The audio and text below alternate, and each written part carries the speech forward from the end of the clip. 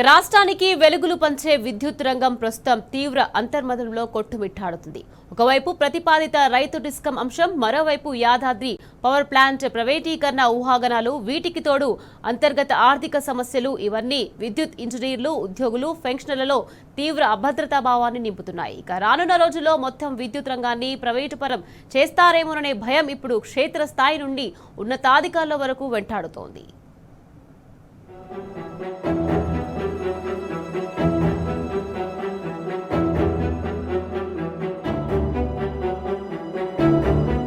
విద్యుత్ ఉద్యోగుల ప్రధాన ఆందోళనకు కేంద్ర బిందువు యాదాద్రి థర్మల్ పవర్ ప్లాంట్. ప్రభుత్వ రంగంలో నిర్మిస్తున్న ఈ భారీ ప్లాంట్ నిర్వహణకు సంబంధించిన బొగ్గు హ్యాండ్లింగ్ పనులు ప్రైవేట్ సంస్థలకు అప్పగించే ప్రతిపాదనలు తెరపైకి రావడం తీవ్ర కలకలం రేపుతోంది.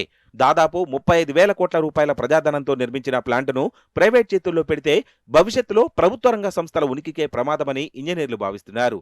నిరసనలు జరుగుతున్నప్పటికీ ప్రభుత్వం యాజమాన్యం నుంచి స్పష్టమైన హామీ రాకపోవడం ఉద్యోగుల అనుమానాలను మరింత బలపరుస్తోంది.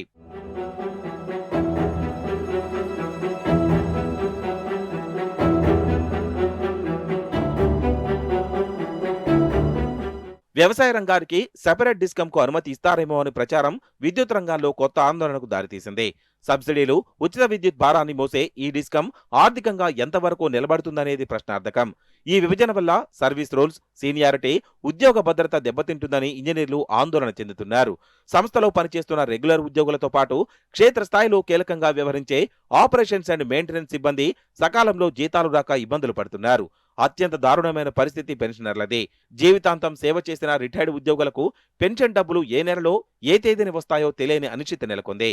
ఇది వారి వైద్య, కుటుంబ అవసరాలకు పెద్ద ఆటంకంగా మారింది.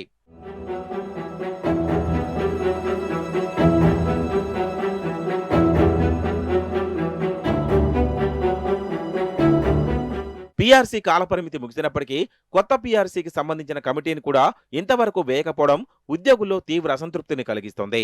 ప్రభుత్వానికి, యాజమాన్యానికి తమ సంక్షేమంపై పట్టింపు లేదనే భావన వారిలో బలపడుతోంది. ప్రస్తుతం విద్యుత్ రంగంలో కనిపిస్తున్న పరిణామాలు కేవలం తాత్కాలిక సమస్యలు కావు. ఇవి మొత్తం రంగాన్ని ప్రైవేటీకరణ వైపు తీసుకెళ్లే వ్యూహాత్మక అడుగులా అనే అనుమానాన్ని ఉద్యోగ సంఘాలు వ్యక్తపరుస్తున్నాయి. ప్రభుత్వం, యాజమాన్యం తక్షణమే స్పందించి ఉద్యోగులతో చర్చలు జరపకపోతే ఈ నిరసనలు మరింత ఉధృతమై భవిష్యత్తులో రాష్ట్ర విద్యుత్ సరఫరా వ్యవస్థపై, వినియోగదారులపై దీని ప్రభావం పడే ప్రమాదం ఉంది.